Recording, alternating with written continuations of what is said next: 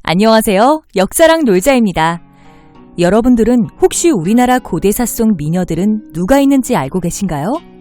흔히 중국의 4대 미녀로 꼽히는 초선, 양귀비, 서시, 왕소군과 같은 중국 고대사 속 미녀들은 많이 알려져 있지만 우리나라 고대사 속 미녀들에 대해선 의외로 잘 알려져 있지 않은데요. 그래서 이번 시간에 준비한 주제는 바로 한국 고대사 속 미녀들입니다. 다만 설화 속 인물이 많이 포함되어 있으니 참고 부탁드릴게요. 첫 번째 미녀는 전설상으로만 전해지는 백제 의자왕의 딸 부여개선입니다. 해당 전설에 따르면 신라의 29대 임금인 무열왕 시기에 장군 김유신이 대군을 거느리고 백제를 치려하자 백제왕은 김유신의 신묘한 무술 솜씨를 크게 걱정하고 있었다고 합니다. 그런데 이때 갑자기 그의 딸인 개선공주가 아버지를 위로하면서 자기가 변신하여 신라군 진영으로 가서 정탐을 하고 오겠다고 장담했는데요. 이후 궁전을 떠난 그녀는 갑자기 까치로 변신했고 곧장 신라로 날아들어가 김유신이 있는 진영으로 가서 그의 깃대 끝에 앉았습니다. 그러자 이러한 광경을 목격한 신라의 군사들이 크게 놀라면서 이것은 좋지 못한 징조라고 말하는 등 큰 혼란이 일어나기 시작했는데요. 그런데 이 상황을 조용히 바라보고만 있던 김유신은 무엇이 떠올랐는지 갑자기 긴 칼을 뽑아 까치를 향하여 번개같이 내리치니 까치는 곧 땅에 떨어지면서 절세미인으로 변하여 본신인 공주로 돌아왔다고 합니다. 그리고 김유신이 그녀에게 그대의 제주로서 신라 군사를 탐정하라는 경솔한 짓을 말지어다. 우리 신라국에는 그대와 같은 제주꾼은 허다하며 그대의 제주에 조금도 겁을 내자 한 사람도 없으니 곧 물러가라. 라고 하니 공주는 김유신에게 항복을 하지 않을 수 없었다고 합니다. 다음 인물은 고구려의 미녀인 관나 부인입니다. 삼국사기에 따르면 그녀는 고구려의 12대 임금인 중천왕의 소비로 얼굴이 아름답고 머리카락이 길어 중천왕의 총애를 받았다고 하는데요.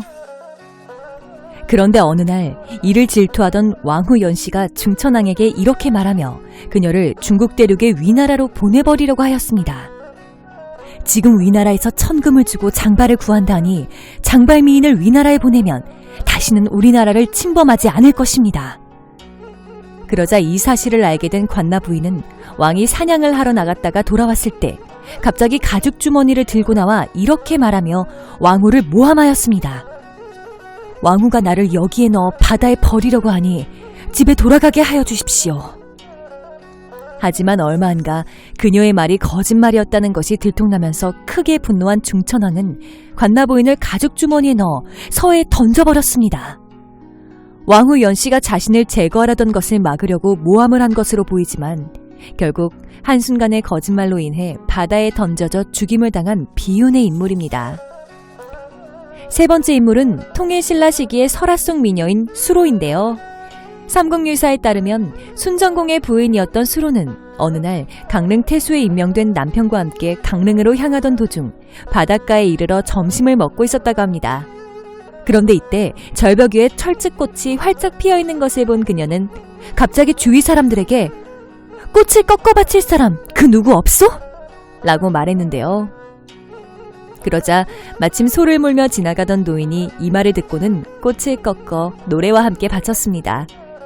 그리고 이틀 뒤 그녀는 임해정이라는 곳에 이르러 다시 점심을 먹고 있었는데요. 그런데 그 순간 갑자기 바다에서 용이 나타나 그녀를 납치한 뒤 바닷속으로 들어가 버렸습니다. 그러자 깜짝 놀란 그녀의 남편은 이 일을 어떻게 해야 할지 몰라서 안절부절 못했는데요. 이때 갑자기 어떤 노인이 나타나 말했습니다. 이 지역 내 백성들을 모아 노래를 지어 부르면서 막대기로 언덕을 친다면 부인을 다시 만날 수 있을 것입니다. 이에 수로의 남편이 그의 말대로 했더니 용이 바다에서 다시 나와 그녀를 풀어주었습니다. 이처럼 그녀는 자태와 용모가 뛰어나서 여러 차례 신물들에게 납치되곤 했을 정도로 엄청난 절세미인이었다고 합니다. 네 번째 미녀는 백제 의자왕의 아들인 부여용의 손녀 부여태비입니다. 그녀는 690년 부여용의 아들인 부여덕장의 둘째 딸로 태어났는데요. 이후 그녀는 당나라의 황족인 이용과 결혼하였고 남편이 죽은 뒤 그의 아들이 왕위를 이어받자 태비로 봉해졌습니다. 중국 산시성에서 발견된 부여태비의 묘지명에는 태비는 부여시다. 원래 동방의 귀한 자손으로 태어났다. 남국 사람의 얼굴처럼 아름다우니 봄날의 숲과 가을 단풍 같았다. 아주 좋은 집에서 살았으나 아침 햇살처럼 조용히 움직여 드러나지 않으니 세상에 드물게 어진 사람이며 덕이 있어 외롭지 않았고 속마음과 겉으로 드러난 모습이 같았다. 라고 기록되어 있습니다. 5번째 미녀는 많은 분들이 잘 알고 계시는 신라의 미녀 선화공주입니다. 삼국유사에 따르면 그녀는 신라의 26대 임금인 진평왕의 딸이라고 하는데요. 백제 무왕은 이름이 서동이었던 어린 시절 신라 진평왕의 셋째 딸 선화가 매우 아름답다는 말을 듣고는 머리를 깎은 후 신라의 서울로 가서 동네 아이들에게 말을 나눠주며 노래를 부르게 했는데 이 노래가 바로 서동요입니다. 노래의 내용은 선화공주가 밤마다 몰래 서동의 방을 찾아간다는 것이었는데요. 그러던 어느 날 이 노래가 궁궐 안까지 퍼지자 화가 크게 난 진평왕은 선화공주를 귀양 보내버렸습니다. 이에 서동은 유배지로 가는 길목에서 그녀를 기다리고 있다가 선화공주가 지나가자 그녀에게 절을 한 뒤 자신이 모시고 가겠다고 하였는데요. 그러자 선화는 그에 대해 아무것도 몰랐지만 의외로 믿음직하여 그가 마음에 들기 시작했고 결국 그를 따라갔습니다. 이후 서동과 선화는 서로 사랑하게 되는데요. 그리고 훗날 서동은 백제의 30대 임금인 무왕이 되었으며 선화는 그의 왕비가 되었다고 합니다. 마지막 인물은 백제의 미녀인 도미 부인입니다. 삼국사기에 따르면 그녀는 백제의 4대 임금인 계류왕 시기에 수도인 한성 부근에 살던 평민이었다고 하는데요. 또한 그녀는 의리를 알며 외모가 아름답고 행실이 곧아서 많은 사람들에게 칭송을 받았다고 합니다. 그런데 어느 날 이 사실을 알게 된 계류왕이 그녀의 남편을 불러다 말했습니다. 대체로 부인의 덕은 정결을 으뜸으로 치지만 만약 으슥하고 아무도 없는 곳에서 달콤한 말로 유혹하면 마음이 흔들리지 않는 여자는 드물 것이다. 그러자 이 말을 들은 남편은 사람의 마음은 알 수가 없는 것이지만 제 아내와 같은 여자는 비록 죽더라도 변함이 없을 사람입니다. 라고 답했는데요. 이에 계류왕은 도미 부인을 시험해보기 위해 그녀의 남편이 집으로 돌아가지 못하게 붙잡아두고 곧장 신하 한 사람을 자신으로 속여 그녀에게 보내 이렇게 말했습니다. 내가 오래전부터 너의 아름다움을 듣고 도미와 내기를 하여 이겼다. 내일 너를 들여 궁인으로 삼을 것이니 지금부터 너의 몸은 내 것이다. 그러자 도미의 아내는 국왕께서 헛된 말을 하실 리 없으니 제가 어찌 감히 따르지 않겠습니까? 청컨대 대왕께서는 먼저 방으로 들어가시옵소서. 저는 옷을 갈아입고 나서 모시겠나이다.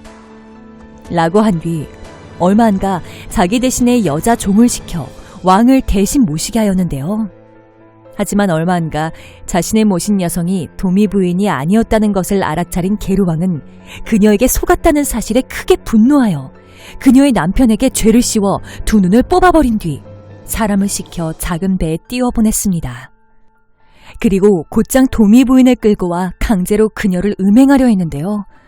그러자 도미 부인은 기지를 발휘하여 다시 한번 계류왕을 속이는 데 성공하였고 이후 간신히 도망쳐 나와 강 어귀에 이르렀으나 문제는 이때 강을 건널 방법이 없었습니다. 이로 인해 그녀는 하늘을 바라보고는 통곡하며 울기 시작했는데요. 그런데 그 순간 갑자기 배 한 척이 물결을 따라 다가왔고 이후 그녀는 배를 타고 천성도라는 곳에 이르러 다시 남편을 만날 수 있었습니다. 그리고 도미 부부는 계류왕의 감시를 피해 풀뿌리를 캐어 먹으며 살다가 어느 날 배를 타고 고구려 땅으로 넘어가는데요. 이때 고구려인들이 이들을 불쌍히 여겨 옷과 음식을 주었다고 합니다. 이후로도 도미 부부는 이곳저곳을 나그네로 떠돌다가 일생을 마쳤습니다.